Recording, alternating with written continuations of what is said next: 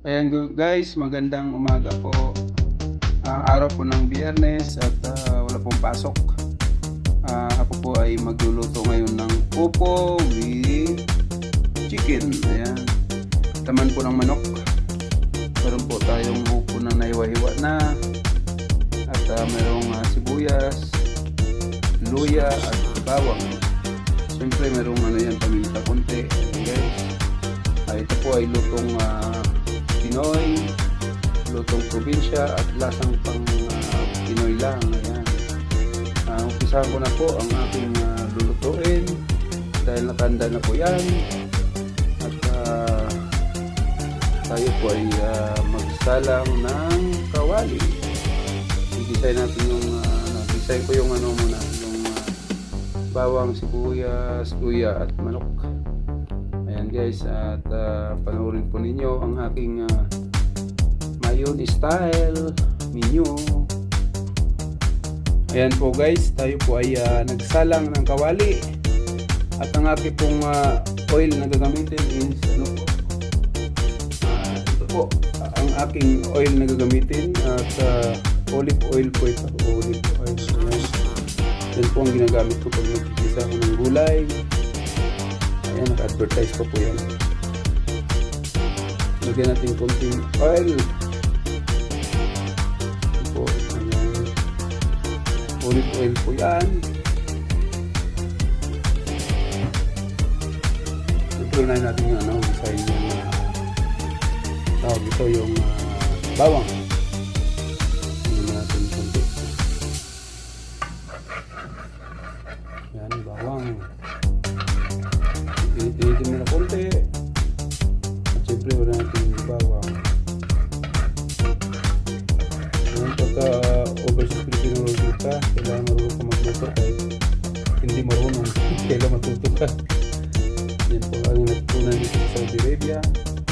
Yan po, gisa natin yung unang bawang po. Ganyan po talaga ang magluto. Bawang, papula-pula yung sungkit.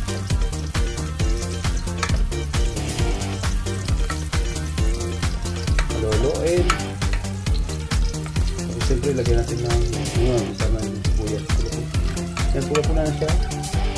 Estimate lang yan. Estimate. Ayan. Mayroon po na ating sa yung camera. Magalaw ka.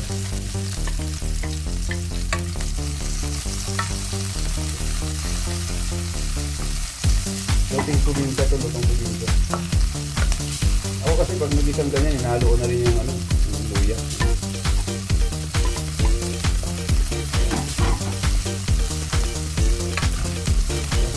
Ako na. Sa luto-luto na guys, nilalagay ko na yung manok. Ayan, lahat ng linis na yan. Ayan po. Ayan po yung manok.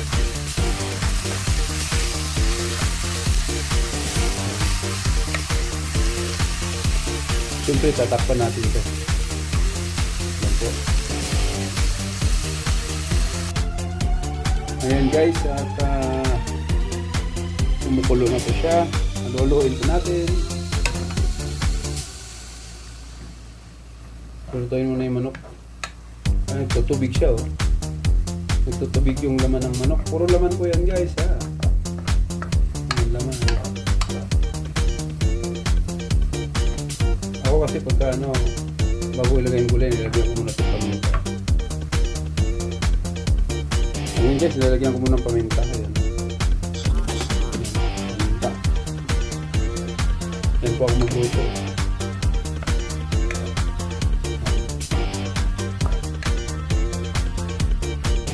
Titimplahin ko siya guys. Lagyan ko ng asin, bitchin. Wala po ako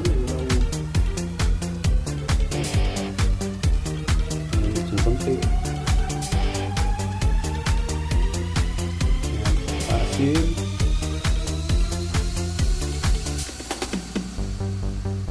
Titimpla ko muna bago ko nilagay ang gulay. Ganun ako yung style na magluto ko eh. Oops. Ayan po.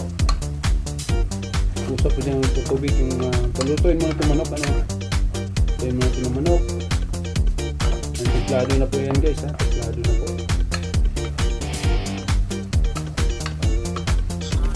Lutong probinsya po ang ginawa po ngayon. Ang dalian naman po. Pagka malasado yung manok, malapit na magluto, isambi yan natin, halo ng gulay.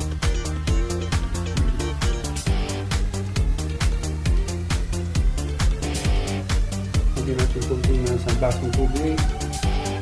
Isang basong tubig.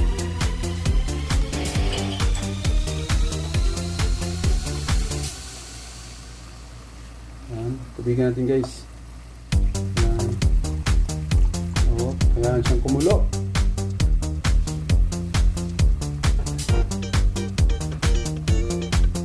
Haluin mo na. Lakasan ng apoy konti.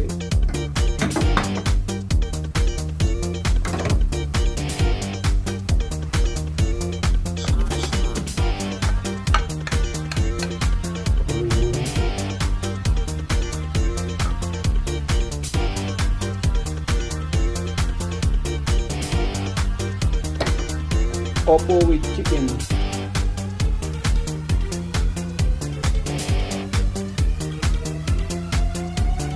Ayan. Tuloy na siya.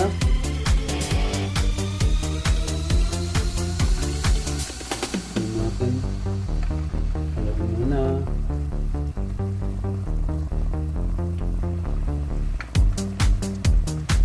Ngayon guys, ihalo naman ng opo. Yan, marami rin opo. Opo. Pwede din ang ano ito eh, yung giniling na karne. Ito sa akin ibang klase ito. Ibang recipe yung sa akin. Ayan. Daming opo. Ngayon, haluin naman yan. Mainit.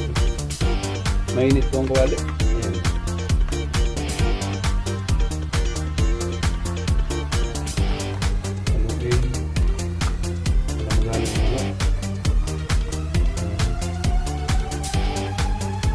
Ginisang opo, mga chicken guys. Ngayon tatakpan yan.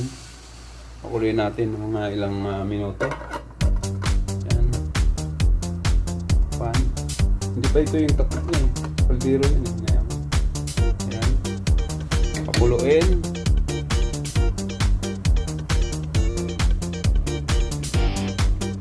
Ayan po. At ating buksan. At yan po ay kumulo na. Pag once luto ng opo, okay na po lahat yan. Ayan po guys, ang ginisang opo with chicken, may paminta. Ayan. Ngayon po ang ating halo at tikman. Tikman po natin ang opo with chicken. Ayan, patayin na natin apoy. Ayan po ang ulam ko.